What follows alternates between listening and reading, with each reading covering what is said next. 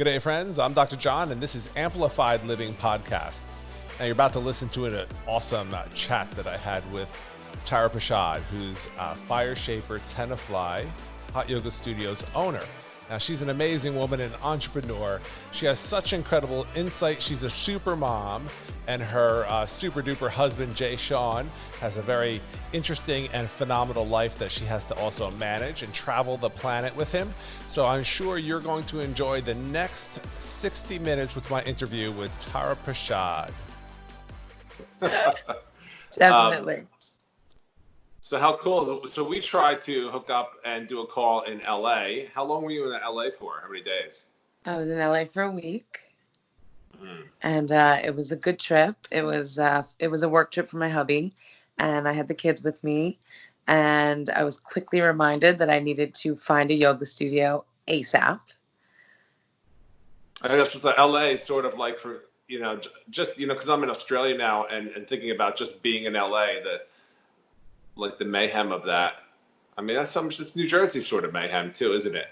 But yeah, it's a little different. It is, but it's like my home mayhem, right? It's like in my kind of controlled environment.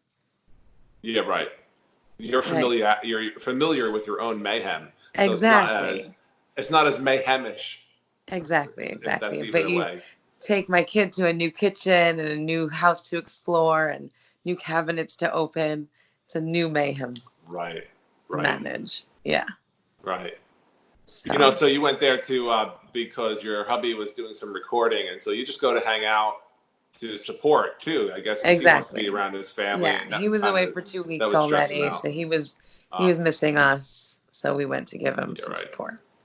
Yeah. And so you went to go do a yoga studio, which is like the origin of your teacher training is L.A. Yeah. La Cienega. Did you do it? No, La Cienega. You didn't go to LA. Did you do it in La Cienega, or did you go somewhere else? So I did my first training in Acapulco, Mexico. Oh, that's where he held his. So just to be clear for everyone that's listening, we're talking to the fabulous Thara, who is the owner of Fire Shaper Tenafly and a personal friend, a really good friend of myself and my wife, and we've known her for so many years.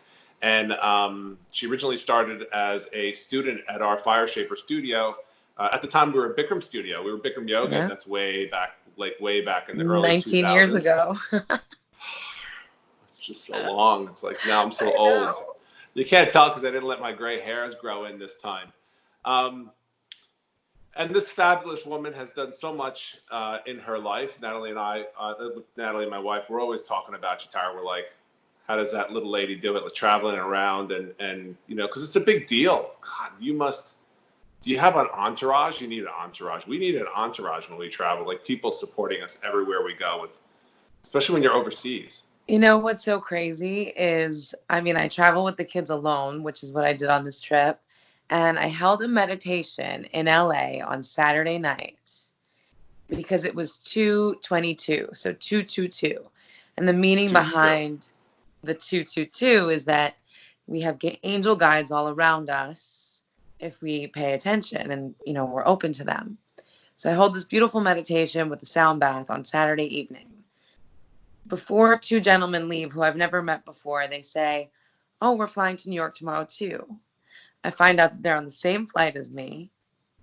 So these two guys were so sweet. They were so grateful to me. It was a free meditation that we offered as a gift. They literally took me off of the airplane all the way till the kids and I got into the Uber to make sure that we were supported. And I said, "Oh my gosh, look at this. You guys are my angel guides."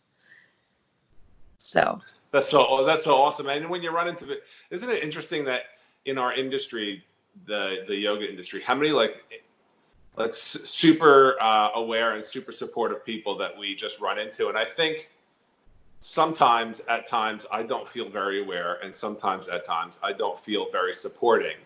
But I can say that every single time that I, initiate with a regular practice and I do the elements, I follow the recipe. So I do a little bit of meditation. I follow the recipe, do my yoga practice, get the blood moving, get my mind slowed and then sped up and then focused. And then I become more supportive and a little bit more understanding. It's sort of like reconnected again, a little bit more aware. We all need it, right? So I was out there, and so I left with the kids on a Saturday. So my last yoga class was on the Friday. And then it was Saturday, Sunday, Monday, and I hadn't practiced yet.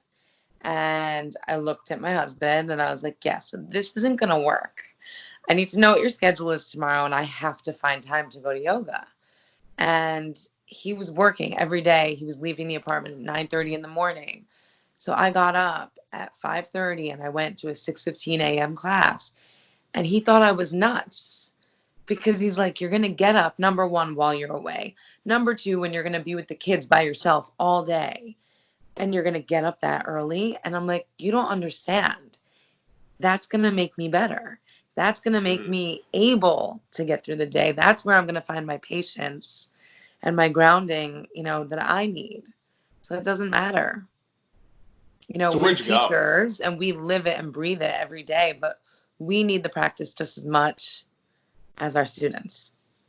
Well, isn't that like, I find it really, I get so curious about things. And one of the things that I get curious and interested about is that, we say, okay, we're a teacher, right? But when I was a young child, age 10, I started the martial arts. And perhaps around age 13, maybe 14-ish, I started teaching people that were then under, less experienced than I myself, right?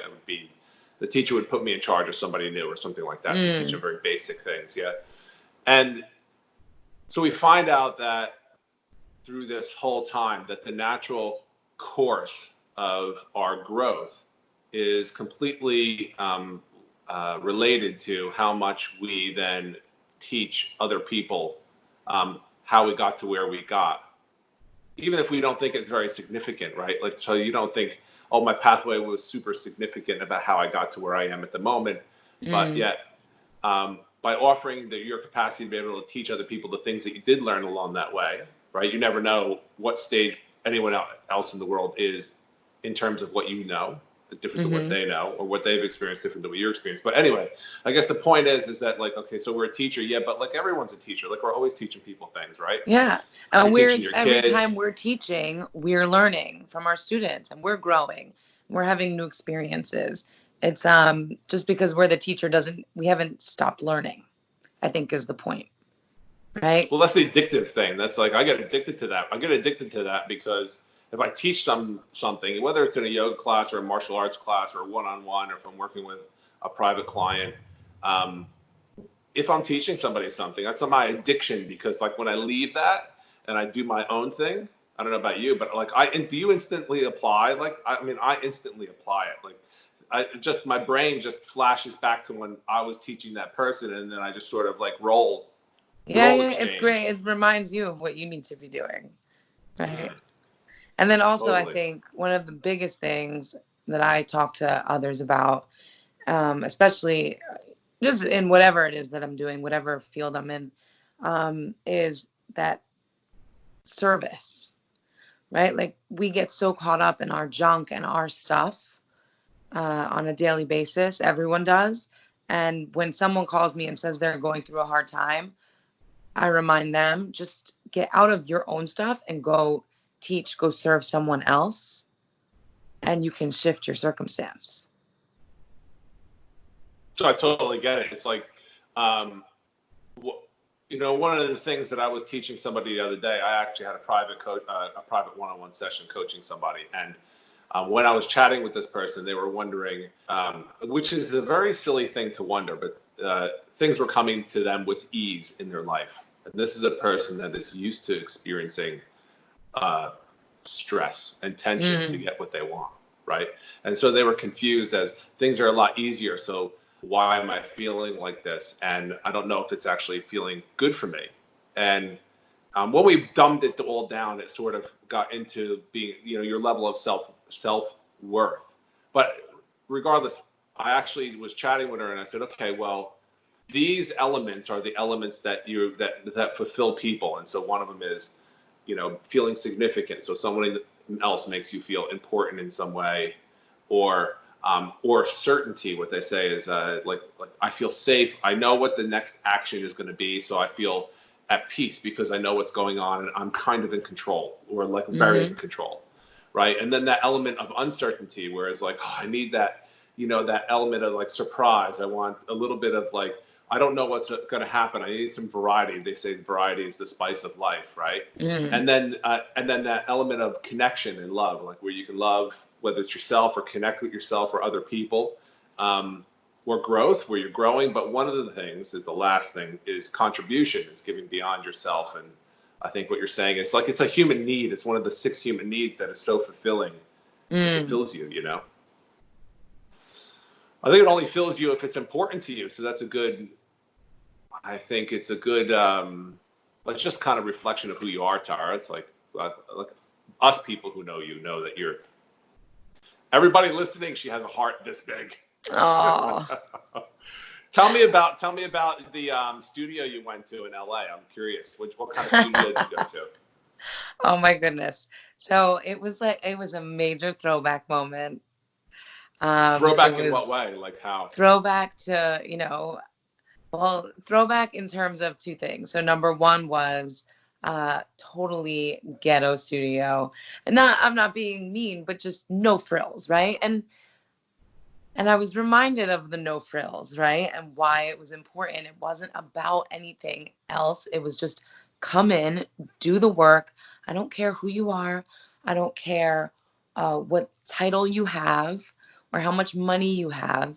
Show up, get in the room. You're going to sweat. We're all going to sweat the same, and you're going to work your butt off. That's it. Right? So I was reminded of that. And yeah, I took a 90-minute class. We don't have 90-minute classes in Tenafly anymore. A 90-minute Bikram class. And I was reminded of listen, I started as a Bikram yogi. When you talk about certainty, the Bikram practice was certainty for me. A vinyasa flow for me was forget fear, it was anxiety inducing 19 years ago. I couldn't do it, right? So the Bikram practice for me was an opportunity for someone who didn't think I could do yoga to do yoga. And that was amazing. Knowing, I've been traveling for so many years. So back then I could travel anywhere to any studio in the country or even in the world, and I knew what I was going to get. That all of those things for me were very, that gave me security, and I needed that at that time in my life. So I was very grateful for it. And you know what? I did that 90-minute class, and I had energy for the whole day. When I went to sleep that night, I wasn't tired. I just knew that I had to go to sleep. Well, your body was just ready to rest, right? You were just like, okay, now my body is ready to rest and recover. Yeah, but I was awake. Like, I was energized. That practice fires me up in a very particular way. Yeah, right. So yeah, but isn't that so cool though that and as a doctor, like when I work with people and coming back and looking at it through that lens, right? That we often look at sleep like, oh, I'm so tired. I'm so like, I just got to sleep, and then I get rejuvenated. But what if you had a tremendous amount of energy just like constantly flowing through you, right? And you were completely connected to that, right? And then you said to yourself, you know what? It's time for my body to rest. Yeah. And then with that energy, you enter a sleep phase where you're actively recovering and fully rested, right? So you're resting because you know you need to rest because that's what your body requires. But you, as an energetic being, are full. Yeah. I think that's and I really was. Cool. So it was amazing. And that's nice. That's what it got. I get the same thing from that. I actually went, and it wasn't a Bikram class. It wasn't one of our Blaze classes because we have those here in Australia as well. But I went to one of our burn classes. And I don't normally do our burn classes. Now, for someone who's just like getting in on here and you don't know the Fire Shaper lingo, burns just yoga, but you add weights. And now we're not talking a lot of weights. Like if I show you my space here, I've got these like big block weights that are giant that you can select it. We're not talking about that. I was using 4 kilos, which is 10 pounds. So 10 pound weights. So it was kind of still big, substantial. like, substantial, right? I got little muscles. Okay. So I use it, but oh my God, like it broke me almost. But when I left, I was full. Like it didn't break me in a sense like, oh, that just took the wind out of me. I'm not here anymore. No, that like broke me, but that made me. That I don't know how to explain it other than I was filled up. And so I went to bed that night. I was like, yes, I'm still so energized. Right. But I immediately went to rest, like right away. Yeah. The next day, I'm feeling great again, you know.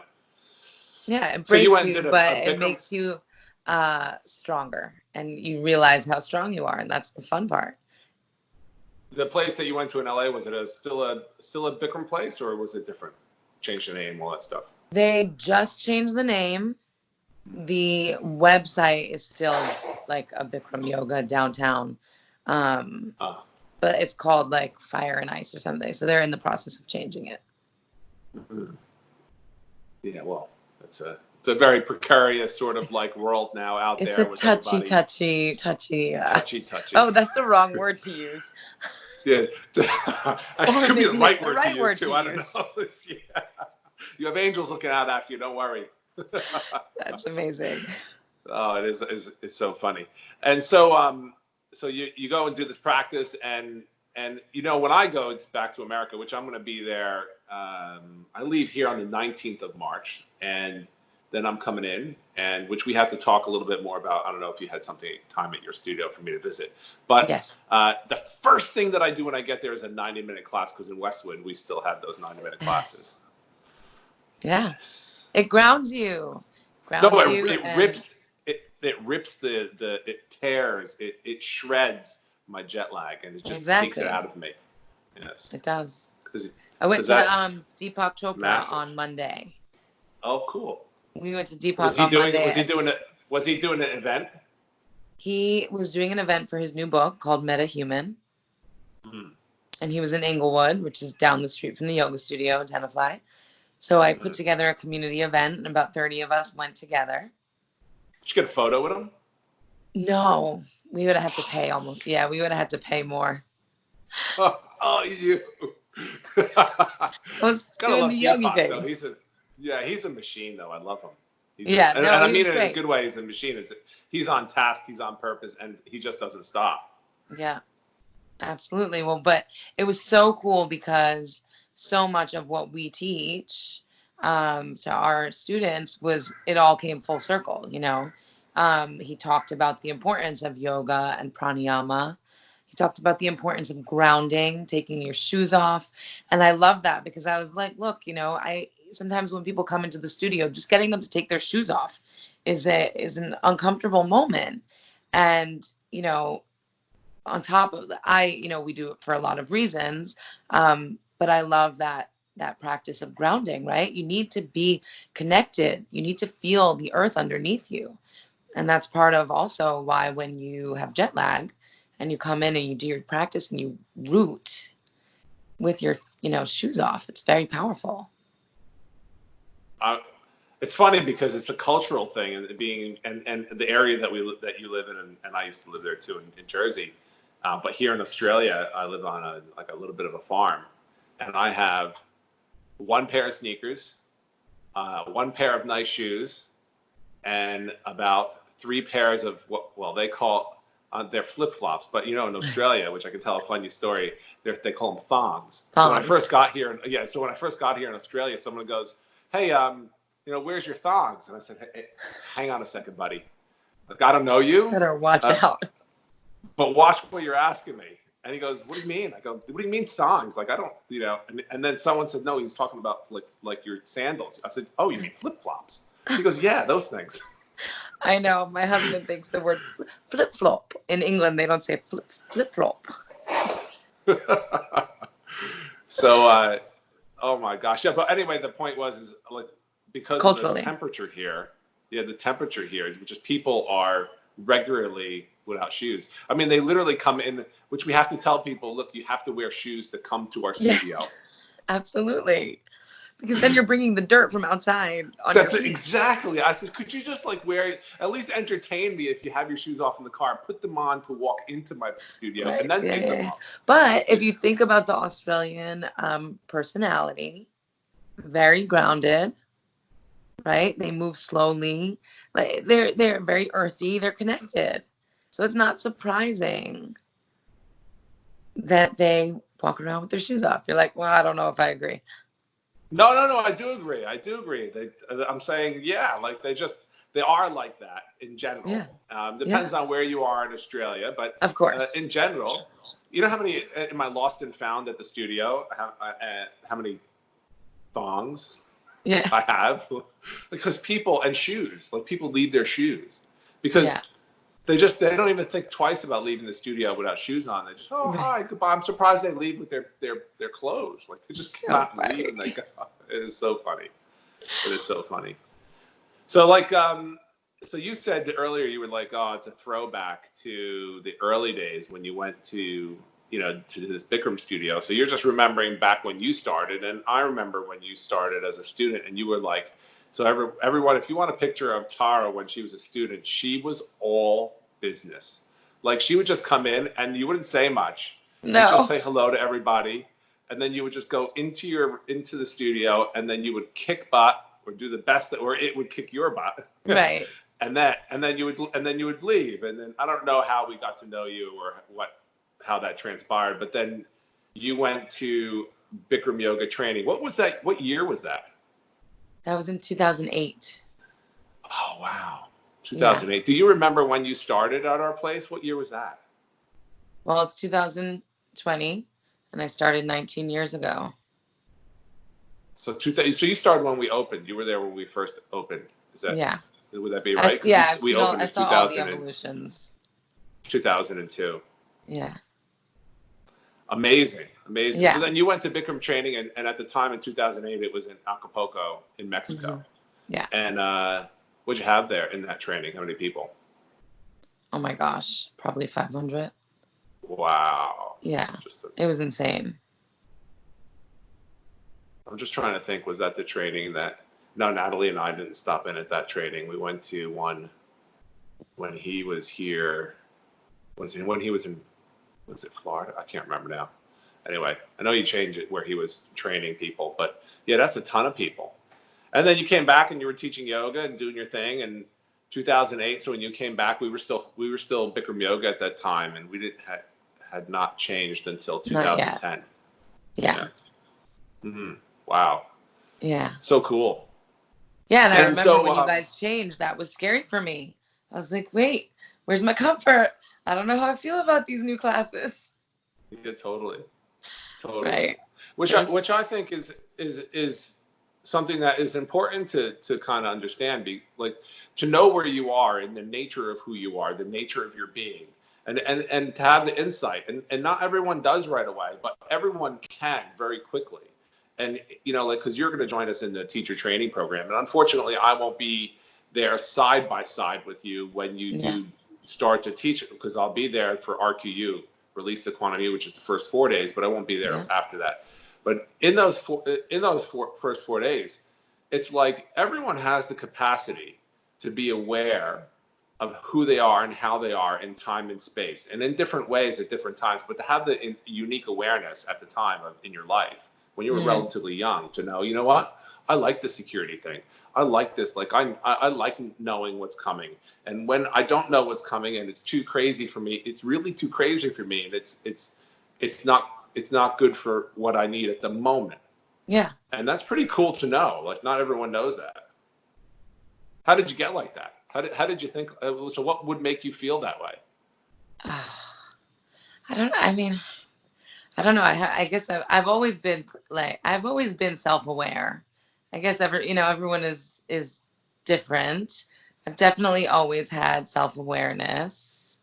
But I suffered with anxiety growing up, and from my young age from high school throughout. And the yoga for me was a healer, and I became acutely aware of how food affected my anxiety and how the yoga helped my anxiety. And when I became aware of those two things and realized, ooh, when I eat this way, I feel this way.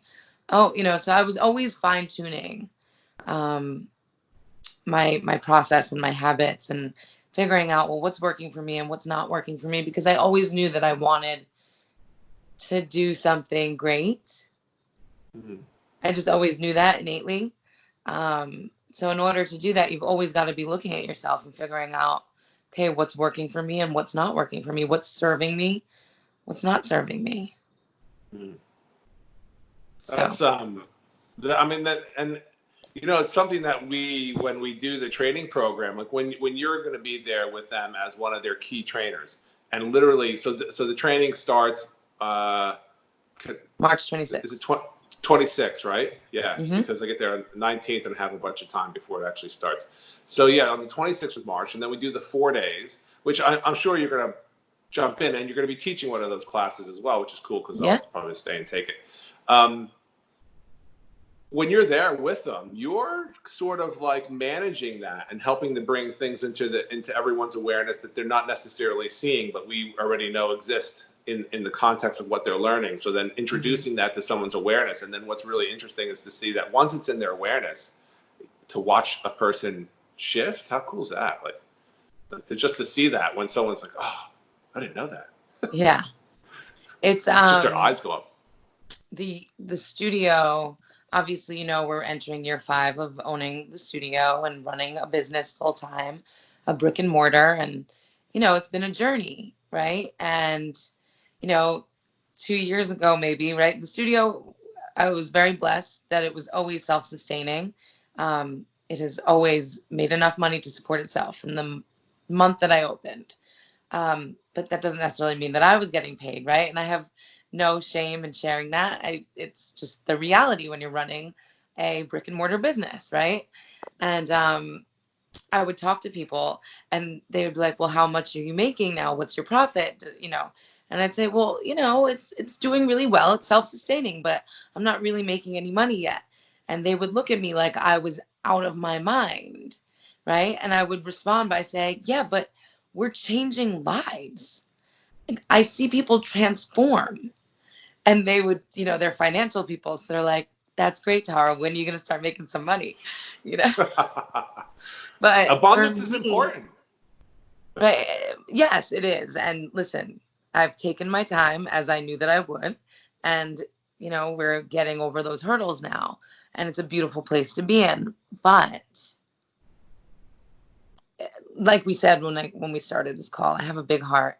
So nothing makes me happier than knowing and seeing the change. The reason that I opened the studio was because I know how much the yoga changed my life, right? And so then to go and see it, when you have these students you're working with and you have those days when they come in and they're so scared, they don't know what to expect, or you see the stress and the tension that they carry, you see the anxiety and the fear that they carry.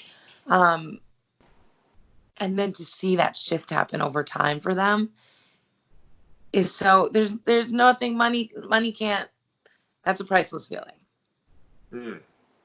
It is priceless.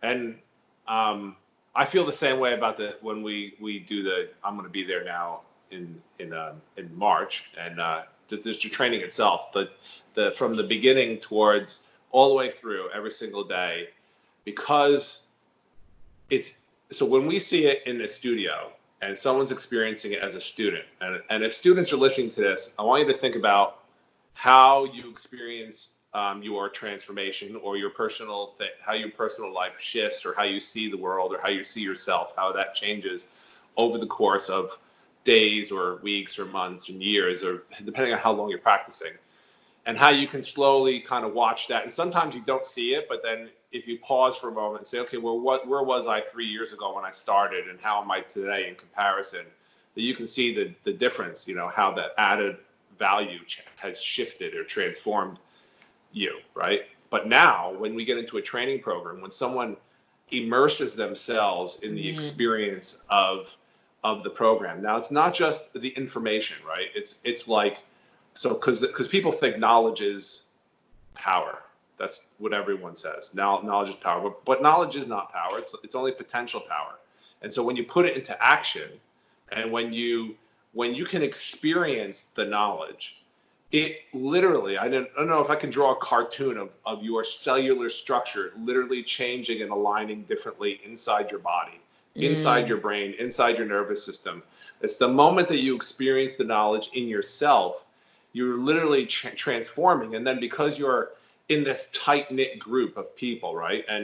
And the group can be 500 people, or it could be 10, 15 people, right? It doesn't matter. It could be, 3 people or 5 people, but the people that are spending time together in the group, the stronger the group, the bigger what we call the field that surrounds the group. And then when you're in that field, it's almost like, and I'll just, for lack of a better word at the moment, I'm going to say God. It's like God has magnets above you, literally turning on the electromagnetic force and literally realigning your structure and everything about you while you're inside that experience. And from our perspective, what we see is like we literally see people make a year jump in a day.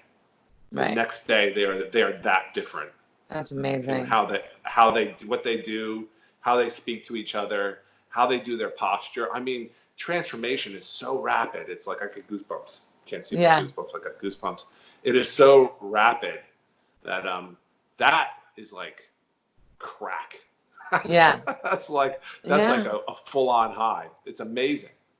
Yeah. Well, I can't wait for you to be in it. I'm so excited to be part of it this year. So the training, when we get there on the for the 4 days, and we'll talk about this later, but I definitely want to make sure I make it to your studio. I have one day that I could do something at your place. I hope that we can sort of. Yes. I sent that to you anyway. Yeah, hopefully I'm away that weekend, but I'll be back the day so we'll make it work. Okay, cool. Yeah. And so then during the 4 days, you'll come over and teach a class over at the Nyack studio, because we host it in the Nyack studio because we have a dedicated, unlike a lot of other places, it's not online. You actually have to show up, but we have literally a dedicated room just to be confined, where no one else can interrupt your space, no one else can step into your field, no one else can bother your transformation. Only people who are adding to your transformation come into that space. And I hope that you can hang out with us a little while during those 4 days. Yeah, definitely. We'll be there. So what does the new Tara, say to the old Tara? If you had a conversation, what would she tell her? Oh, gosh. That's a big question. I know it is a big question, but you can brainstorm with me. I'm totally cool. I'm fascinated. Yeah. I think one of the biggest things that the new Tara would tell, baby Tara, is you don't have to look outside for approval. You don't have to look outside for acceptance. What you need is there within you. All you need is within you now. Yeah. It's a pretty cool message. How would the old Tara, the baby Tara, how would she have onboarded that? How do you think if someone would have said that to her? I'm just out of curiosity. What do you think?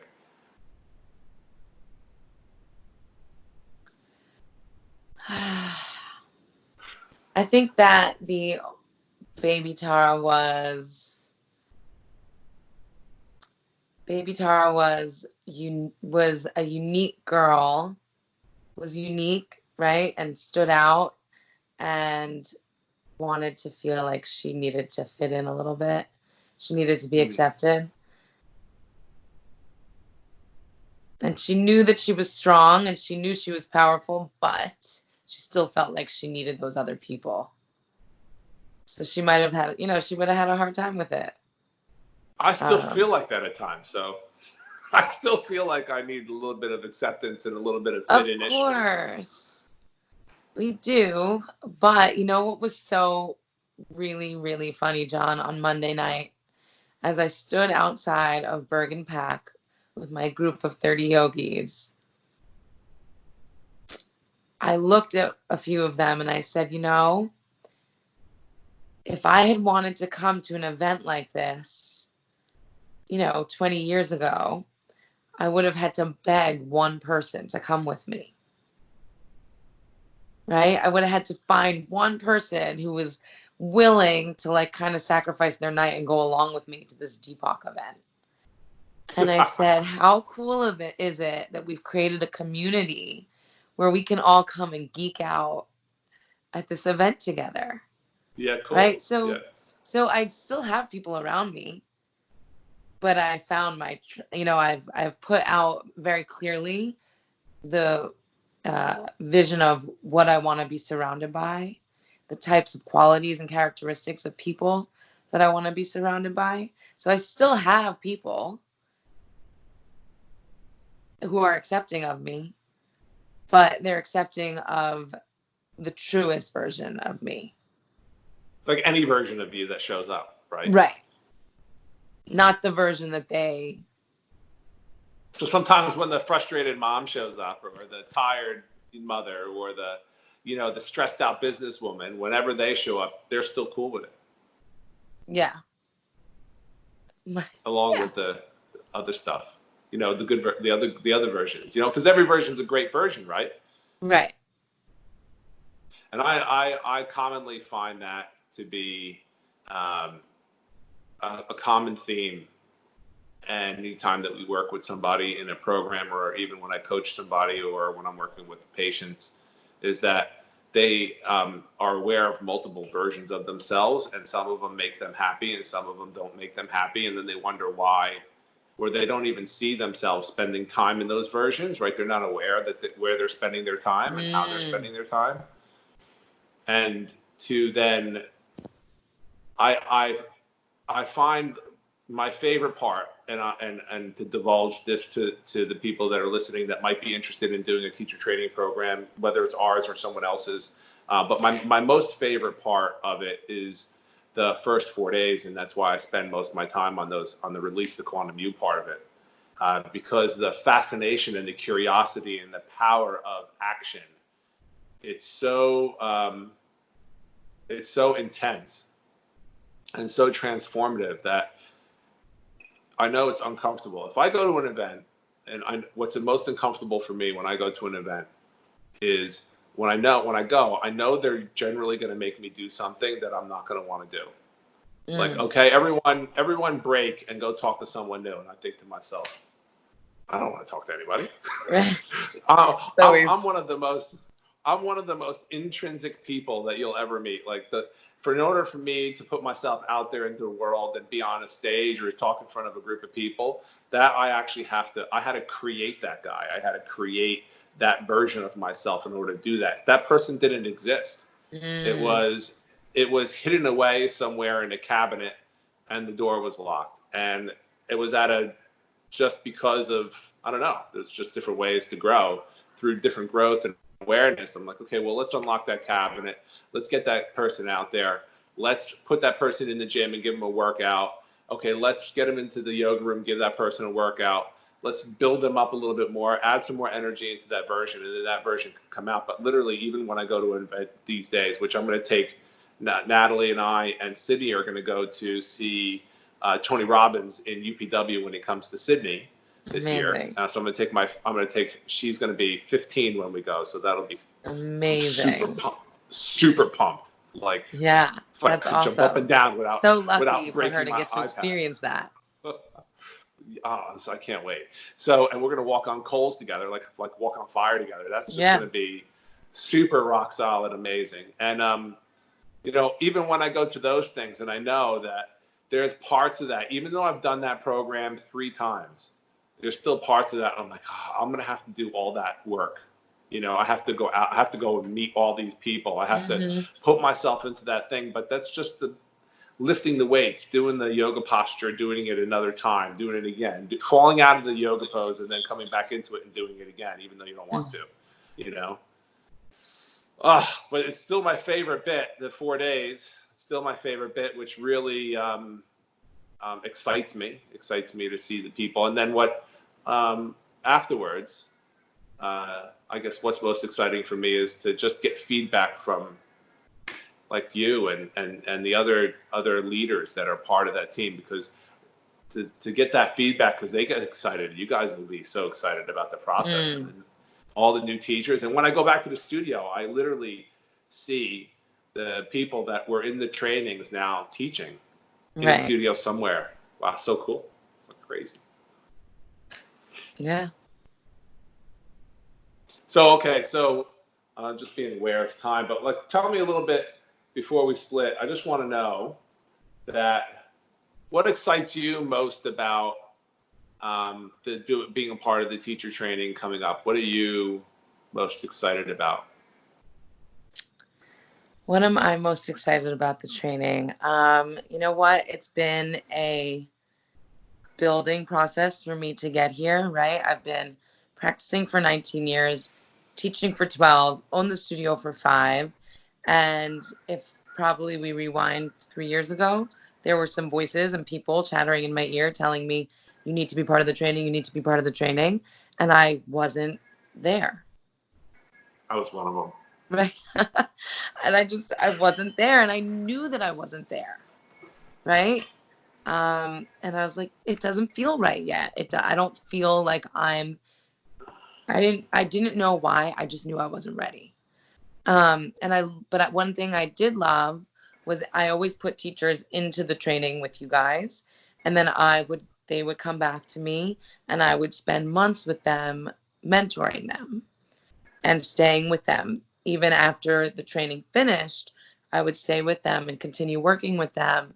And that was one of my favorite things to do, that one-on-one time with them and helping them and seeing them grow and seeing them shift. And then, like you said, having them as fresh class teachers and then getting them into their regular classes and seeing that growth and that transformation. Seeing my little baby birds fly. That's how I felt, right? So, over the years, I've seen that for me was a really, I finally felt like, okay, I have that knowledge and I have enough of experience now that I really do feel like I have something very special to share with the, upcoming teachers. So I love sharing that experience of, where I've been and how I've gotten here now. So I'm so excited. Like, I can't wait to be in the room with them and to help them break down a posture, and like you say, when you see that little light bulb moment when they're like, oh, that's what I was supposed to be doing. You're like, yes, they know, oh, I never heard that. And I'm like, we've been saying it every class, but we're so bogged down with our own stuff that we often don't hear. It reminds me of what's that new thing that you're doing? If you don't mind me asking, I saw the cooking something happen. Tell me a little bit, because what you just said, and I'll come back to it. It reminds me of a really good recipe. So, all right, but I still want to know quickly, just what's the cooking thing that you're doing? So yeah, I'm working on my first e-recipe cookbook. So yeah, I mean, I'm a certified health coach, so I've been doing cooking and recipes and all that good stuff for years and years, but I'm finally putting it onto paper. If somebody wanted to catch up with you and they wanted to learn more about that, where would they go? I have a website called gettonedwithtara.com, but that is changing to imaspiritwarrior.com. And so most update, you can always go to Instagram, Thara Natalie. And then the link in bio will take you where you need to go. Thara Natalie. Yes. Yeah. So why it reminded me of a really good recipe was because if you follow the recipe, generally your food comes out perfect every single time, right? If you follow it. And that's the whole idea of having recipes from people who are just awesome people. And the yoga is not actually much more different. And so, every year we have, and it's pretty much the same. 50% of the people who come to a training a program of immersion. They come because they want to make themselves better in some way. It's either mental, emotional, it could be physical, but something, somehow, some mix of that. And the other 50%, they want that, but they also want to contribute, because we talked about contribution before. Mm-hmm. And what we inevitably see when they get out of training is that roughly about 75% of the people then are so much more motivated to want to teach somebody something. Now, that doesn't necessarily mean they're going to be a yoga teacher, but or at a hot yoga studio somewhere. For many, yes, but not everyone. Some people are just like, I can't wait to teach my kids. I can't wait to teach my community. They start one in their little community center. Oh, I'm really passionate about the older people, so they go to hospitals, or there's something like that usually happening. And so they teach it in a very small level, but that's a very big outcome, right? Mm-hmm. And but the other people, let's say the other 25%, they just like, wow, that was a cool program. I completed a certification, and now I'm different, and their practice is so different because they were taught a recipe. And then they have like, oh, I didn't know you add this in right after you do that. And then if I add it in right after I do that, it makes this much difference. And if I add it in too early, it doesn't work. And if I add it in too late, it doesn't really work that well. But when I put it in at just the right time, and I do just the right amount of stuff with that little bit, and I put all those pieces together, all of a sudden I have this amazing, meal, which could be one of your recipe books. Yes. Or mantras and meals. Or it could be your yoga posture, which is exactly the same as your recipe. A little bit of this, a little bit of that. That's just the coolest stuff. So such synchronicity that you have with your recipes and your yoga teaching. Yeah, creating absolutely. Recipes out of people. I think life is sort of like a recipe. You can find your way around there, and you can start to change things to make it taste better for you, so it looks better and feels better in your body. Mm-hmm. Yeah, that's just wild. And that can be true too for people who have different types of bodies. I remember we had a person, I think it was like their third yoga class ever. Okay, so like get it, like third yoga class ever. And there was a week before the teacher training program, and they signed up for it. Yes. Oh my gosh. Now I said to the person, I said, look, you're going to join this program, but you're not teaching yoga at the end of this. This is like, and they said to me, I have no interest in teaching yoga, but this is like, I need a change. I need a shift. I need somebody to help me do something, because I don't want to go see, or I'm already seeing my counselor. I'm already doing these things, and it's not working the way that I want it to work. And I feel like I've got to do something drastic to make it work. And so, yeah, they get a certificate of completion, but what makes the difference is that their level of expectation wasn't for them to become a yoga master, right? The level of expectation wasn't as big as their level of appreciation as to what could become. So they were like, all I know is what could become of myself, and that is what I'm chasing. And they did like phenomenal. They did phenomenal.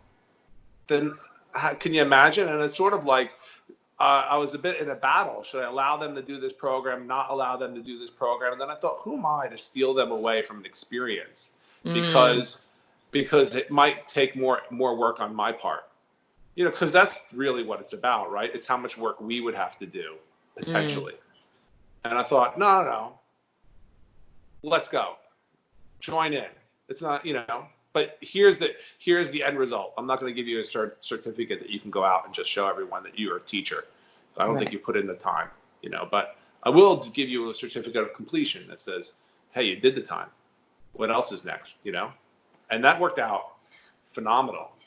And I think since then they had moved away. They don't come to the studio anymore. Okay. They moved to a different part of Australia, so I don't see him anymore. Okay.